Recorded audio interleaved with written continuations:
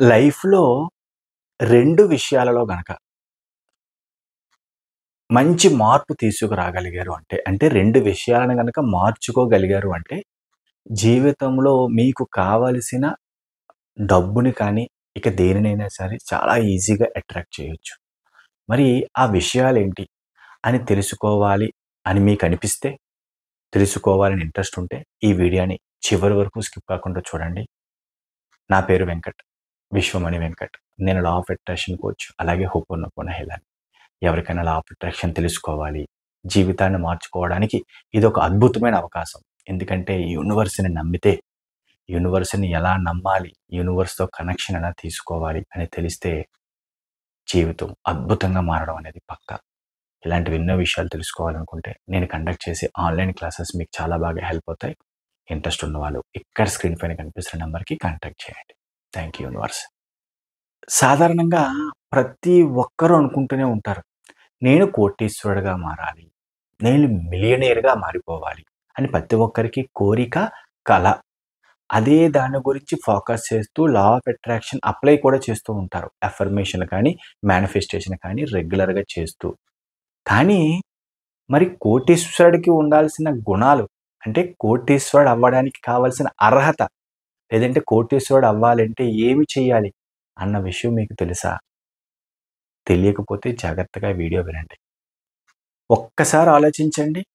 నిజంగా కోటీశ్వరుడు, మిలియనీర్ బయట షాపులకి వెళ్ళి ఒక కాయగూరల దగ్గర అంటే వెజిటబుల్స్ కొనే దగ్గర కానీ, చిన్న చిన్న షాప్స్ దగ్గర కానీ వెళ్ళి బేరాలాడతాడా?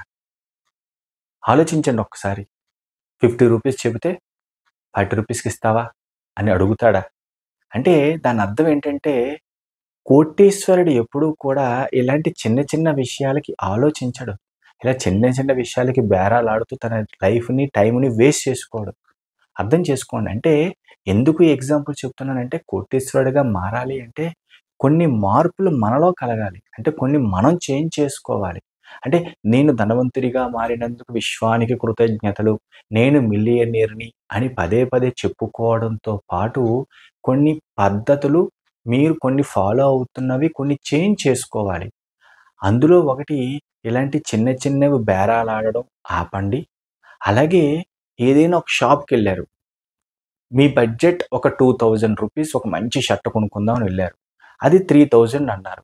ఏమనిపిస్తుంది? అరే! ఔట్ ఆఫ్ బడ్జెట్ అని వచ్చేస్తూ ఉంటే దాని అర్థం మరి కోటీశ్వరుడు ఎప్పుడు ఇలా ఉంటాడా?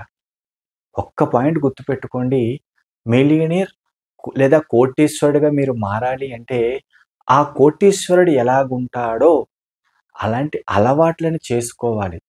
అంటే ఇప్పుడు ఇమ్మీడియేట్‌గా పెద్ద ఏరోప్లేన్ ఎక్కి, లేదంటే ఒక సెపరేట్‌గా హెలికాప్టర్ మీద తిరుగుతాడు కోటీశ్వరుడు, వందల కోట్లు ఉన్నవాడు, నేను అలా ఎలా తిరుగుతాను అని మీరడిగితే గుర్తుపెట్టుకోండి అలా చేయాల్సిన అవసరం లేదు. ఇప్పుడు నేను చెప్పాను చూసారండి చిన్న చిన్నవి బేరాలాడడం, లేదంటే టైంకి పే చేయాల్సినవి లేట్ చేయకుండా టైంకి పే చేయడం, ఎవరికైనా ఇవ్వాల్సిన డబ్బులు, కట్టాల్సిన ఫీజులు టైమ్ టు టైమ్ కట్టడం.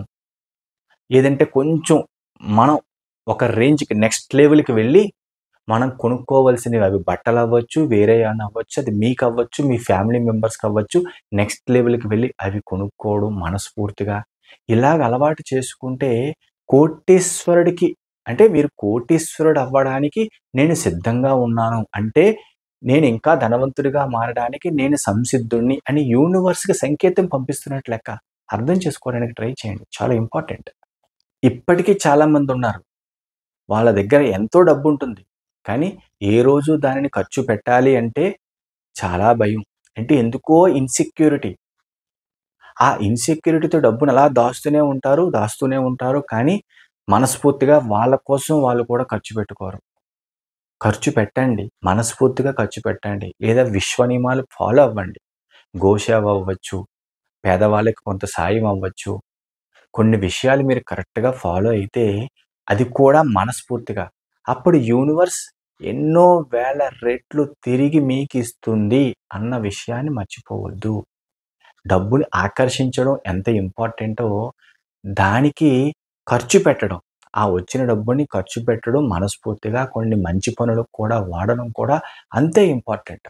మీరు ఎంత మనస్ఫూర్తిగా ఖర్చు పెడతారో, మీరు ఎంత మనస్ఫూర్తిగా టైమ్ టు టైమ్ బిల్లులు పే చేస్తారో, దానికి మించి ఎన్నో వేల రెట్లనేది మీ దగ్గరికి రావడం జరుగుతుంది. ఇది విశ్వ నియమాల్లో చాలా ఇంపార్టెంట్. ఇంకొక పాయింట్ ఏంటంటే, ఎప్పుడు చాలామంది నేను విన్న వాళ్ళని, చూసిన వాళ్ళని చెప్తున్నా, ఎక్స్‌పీరియన్స్‌తో చెప్తున్నా చాలామంది వాళ్ళకి ఎంతో డబ్బు ఉంటుంది. ఎన్నో ఫెసిలిటీస్ ఉంటాయి. దేనికి కృతజ్ఞతాభావం అనేది ఉండదు. మనకి కావాల్సింది ఎంతైనా కోరుకునే ముందు మనకి కలిగి ఉన్న దానికి కృతజ్ఞతతో ఉండాలి అన్న విషయాన్ని మర్చిపోకండి. చాలా ఇంపార్టెంట్. కృతజ్ఞతా భావం మనకి కలిగి ఉన్న ప్రతిదానికి కృతజ్ఞతతో ఉంటూ, మనకి కావలసిన దానిని కోరుకోవడం అనేది అలవాటుగా మార్చుకోండి.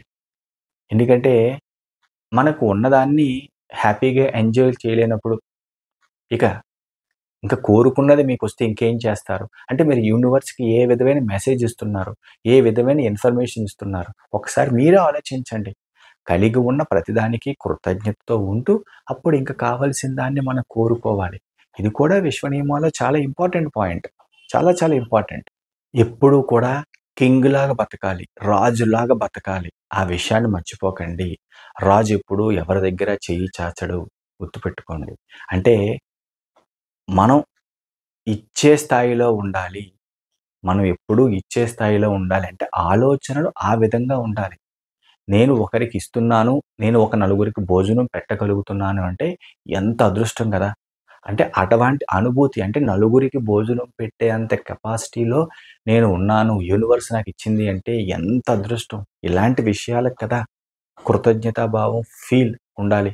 అంతేకాని ఈ అదృష్టాన్ని పక్కన పెట్టి దీని అనుభూతిని, ఈ ఆనందాన్ని దీనిని పట్టించుకోకుండా ఎవరి దగ్గరో ఏదో ఉంది నా దగ్గర లేదు అని పదే పదే ఫీల్ అవ్వడం అనేది 200% రాంగ్.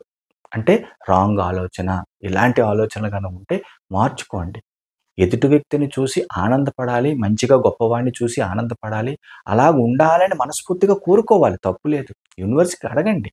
అంతేకాని వాళ్ళని చూసి జెలసీ ఫీల్ అవ్వడం, ఆటిలిని తలుచుకొని మీ దగ్గర ఉన్న వాటిల్ని తక్కువ చేసుకోవడం, గుర్తించకపోవడం అనేది మంచి పద్ధతి కాదు. ఇలాంటి విషయాలని అర్థం చేసుకొని, ఇలాంటి విషయాలలో మార్పు తెచ్చుకోండి.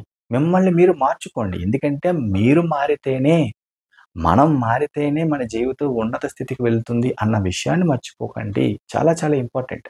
ఈ వీడియో ద్వారా నేను చెప్పిన 2 పాయింట్స్, ఒకటి ధనవంతుడిగా, మిలియనీర్‌గా, కోటీశ్వరుడిగా మారాలి అంటే చిన్న చిన్న విషయాలకి, చిన్న చిన్న ఖర్చులకి భయపడకండి. దేనినైనా సరే ఒక స్టెప్ ముందుకు వేసి ఇంకా గొప్పగా నెక్స్ట్ లెవెల్‌కి అంటే కింగులాగా, కోటీశ్వరులాగా బిహేవ్ చేయడానికి ట్రై చేయండి. చిన్న చిన్నవి బేరాలాడడం ఆపండి. అదొక పాయింట్. రెండో పాయింట్ ఉన్నదానికి కృతజ్ఞతతో ఉండండి. కలిగి ఉన్నదాన్ని కృతజ్ఞతతో ఉంటూ, అనుభూతి చెందుతూ, మీకు కావాల్సిన దాన్ని కోరుకోండి. వచ్చినట్టు ఫీల్ అవ్వండి. అనుభూతి చెందండి. ఈ 2 పాయింట్లని గనక మీరు కరెక్ట్‌గా ఫాలో అవ్వగలిగితే, యూనివర్స్ నుంచి వచ్చే అవకాశాలనేవి అద్భుతం. ఆ అవకాశాలను మీరు తట్టుకోలేరు. తట్టుకోలేరు అంటే అంతే దాని అర్థం అంత అద్భుతంగా ఉంటాయి అని. పాయింట్ అర్థం చేసుకోవడానికి ట్రై చేయండి. ఫాలో అవ్వడానికి ట్రై చేయండి. ఈ వీడియో గనక మీకు నచ్చితే ఒక లైక్ చేయండి. అలాగే చాలామంది మన ఛానల్‌ని సబ్స్క్రైబ్ చేసుకోకుండా చూస్తున్నారు. మీరు గనక అలా సబ్స్క్రైబ్ చేయకపోతే ప్లీజ్ సబ్స్క్రైబ్ చేయండి. Thank you universe. Thank you universe. Thank you universe.